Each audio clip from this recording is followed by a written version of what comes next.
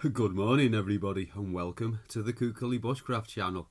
Okay, well, good morning. I always say that that's a contradiction in terms, but it's not such a bad morning because I'm off camping. Right, so I see a lot of videos where people show their sleep system and things like that when they're out camping. I'm just going to show you what I'm packing. Explain a little bit about the tools and how they're performing. There's many things that if you follow the channel you'll have seen before. For example, you know, the tomahawk. I use this a lot. Well, let's start with cutting tools. Right, so cold steel trailhawk, really lightweight, really handy. Also, I'm going to be doing some construction work. I'm going to the plot. Camp Kukuli, I think I'm going to start calling it that. So, you know, we've got a hammer on this side, a hammer pole. So that's really quite handy too. So that's great for tent pegs. Also, you could knock nails in with that as if you wanted to. Yeah, great little axe. So, as a belt knife, Woods Knife Predator. If you saw the review of this, you'll have seen that I had a little bit of damage on the sheath where the blade cut the stitching. As you can see, I've now got a brass rivet in there. A bit of a large one, really, but that's what I've got. I think once that's a little bit less shiny, it'll actually look quite good. Okay, I'm taking this NKD Corby too, just more to try it out than anything else. And that's it for cutting tools. Apart from here, I've got my little sharpening kit. And what have I got in here? Yeah, well, I don't need that. So I think I'm just going to take this. And also, somewhere I should have got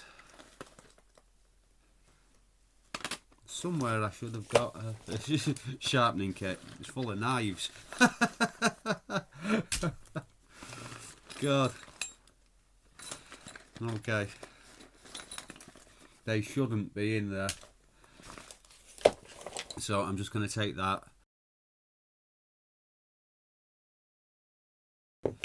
I'll also be taking this belt loop. What I actually normally use is a British Army Osprey admin pouch. So basically, where you've got a Pals Molly system or anything similar, this is kind of similar, cheap version. You know, if you've got something like that, your belt's here.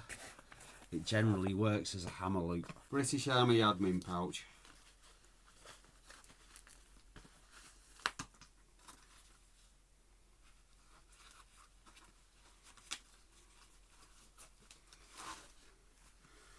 So that's on my belt like that.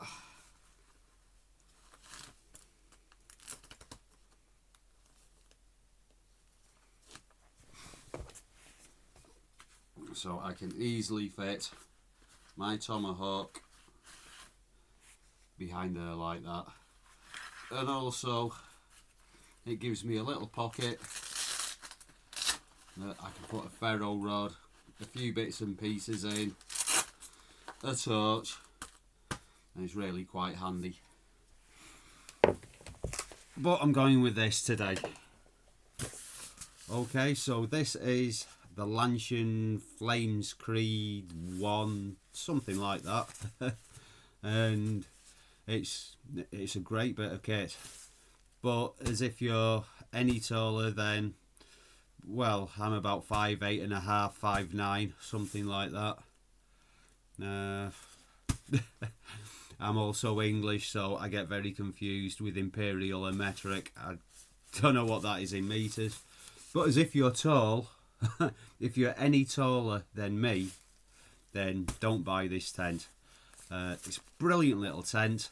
I'm going to have a few issues with condensation with the weather we've got at the moment because it's getting a bit cold. But really seriously light. You do need trekking poles.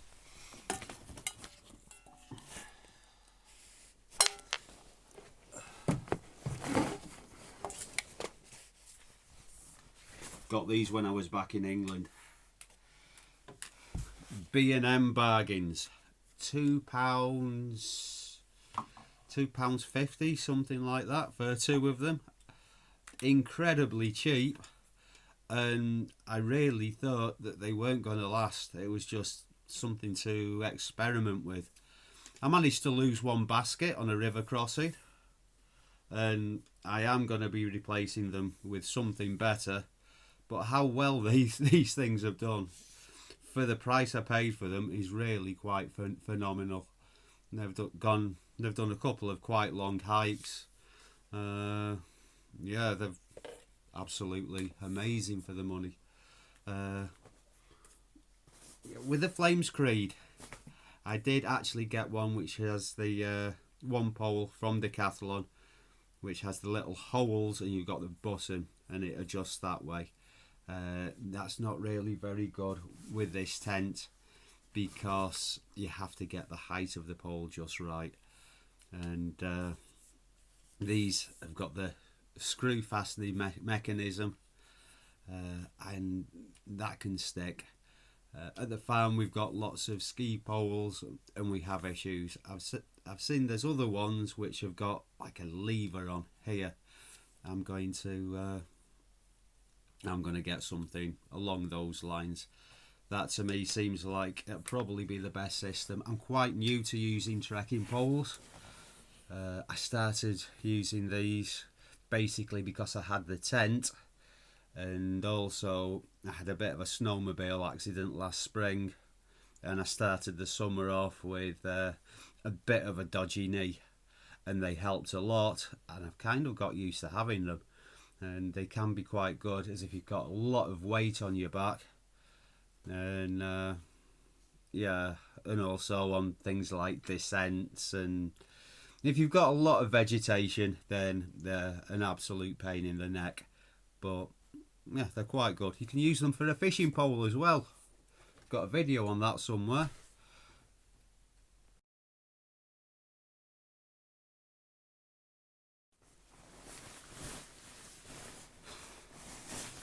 Sleep system. Okay, so this is a cheap bivvy bag, Trek Mates. So any of you based in the UK will probably know that brand. Quite cheap, but it's waterproof, it's breathable, and it's quite surprisingly good for what I paid for it. There's not much room in there. So if you've got a big bulky sleeping bag, or as if you're one of these people who likes to put their sleeping pad inside the bivvy bag, then this probably isn't for you. I don't need this, so why am I taking it? For one thing, I have needed a bivvy bag and not had one. It's good to have just in case. But also, I keep my sleeping bag in there. So, handy to keep things together. And also, if you have your sleeping bag in a compression sack, you lose all of the loft. Whereas with this,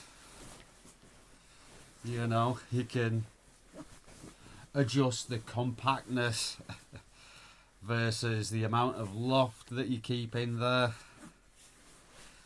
according to the amount of space that you've got. So this is a Micro 450 by Salwa. Is that how you pronounce that brand? Quite a well-known brand.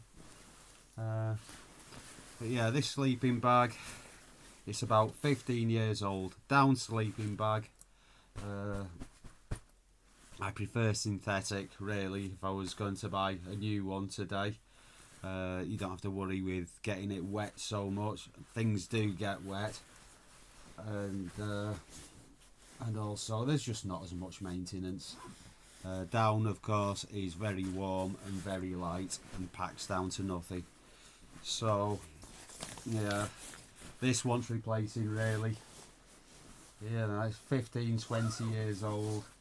It's had a lot of use, but that is going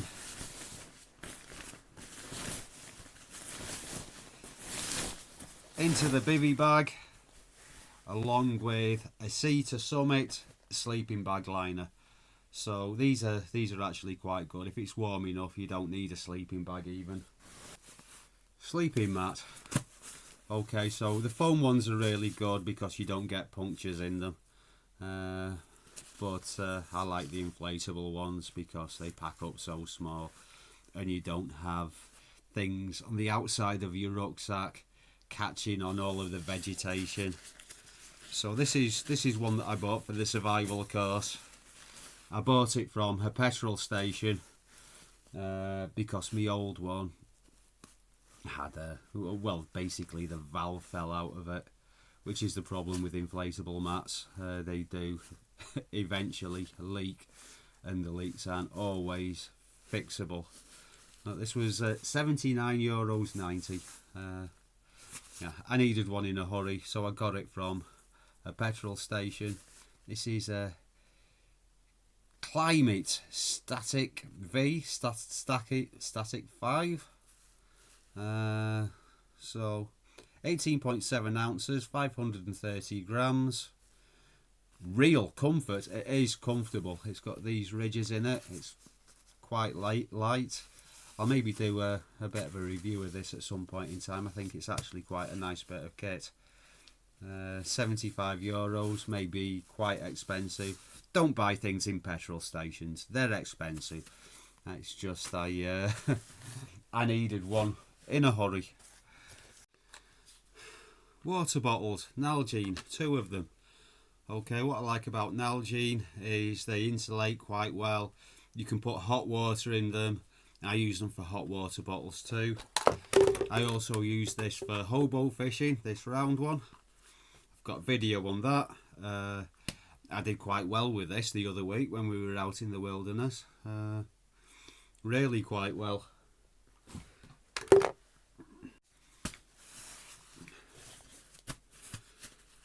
Okay, so dry bag with spare dry clothes. Let's check what I've got in here at the moment. Not very much. So what I've got is a pair of British Army cold weather over trousers.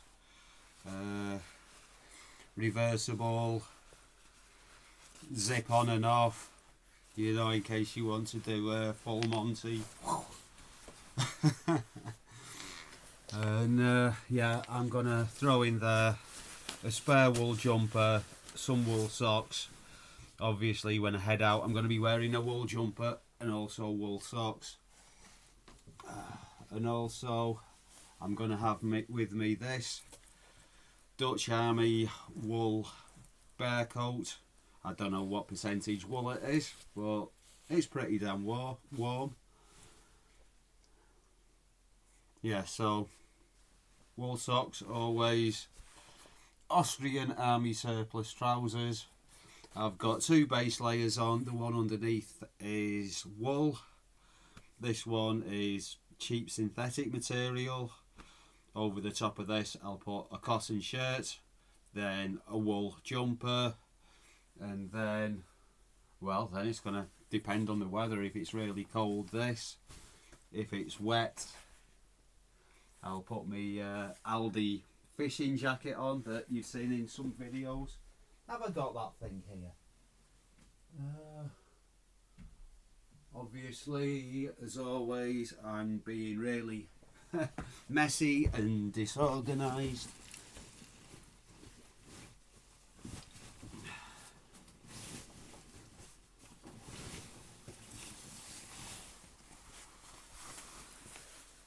Yeah, so lots of warm clothes because it is getting cold now.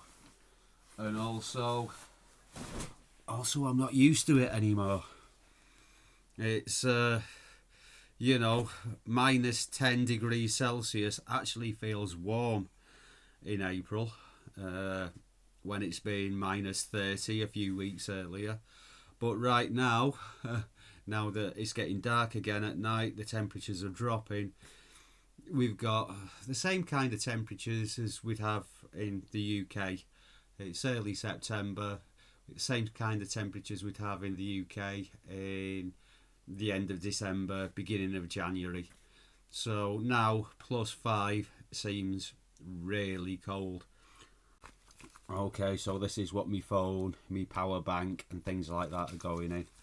So these kind of things are available really cheap off Amazon. You know, little handle, you can carry it round on your shoulder if you want to. You can clip it to something. Oh, yes, can even clip it around my waist. Okay, in here I've got my zebra billy can.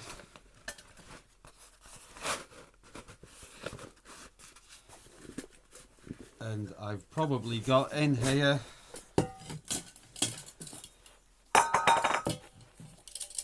no, there's nothing in there. I've got a little stove I like to keep in there, but I'm not going to need that because we've got a fireplace. Something new, never used. I've always wanted to buy a coffee pot. I don't know why. No idea why, but every time I see one of these I want to buy one. But the thing is, because I always carry my billy can, I really don't need one. It's just extra weight. But now I've got a plot of land that I can leave this on. It's now worth having. So this can go to Camp Gookally and stay there. So I think we're probably noticing a bit of a theme with all of the army surplus stuff. British Army water bottle pouch. Army surplus is cheap and bomb-proof and very practical. So in here I've just got a little mess kit. So these things can both be used as bowls, chopping board, plastic cup, little folder cup, fold up spoon and knife,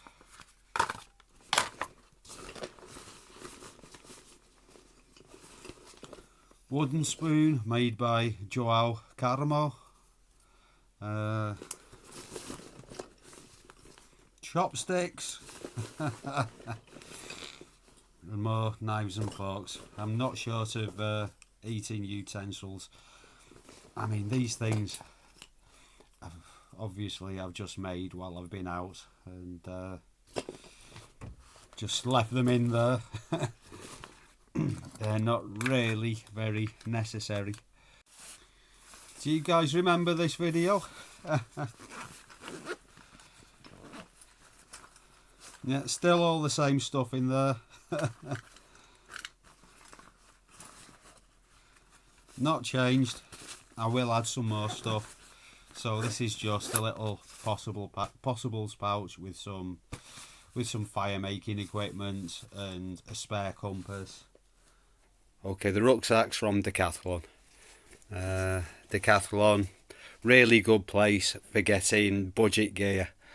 I think that at least in the UK, most cheap brands of rucksacks, I've had rucksacks from you know, Regatta and Caramo now. Caramo are just not what they used to be.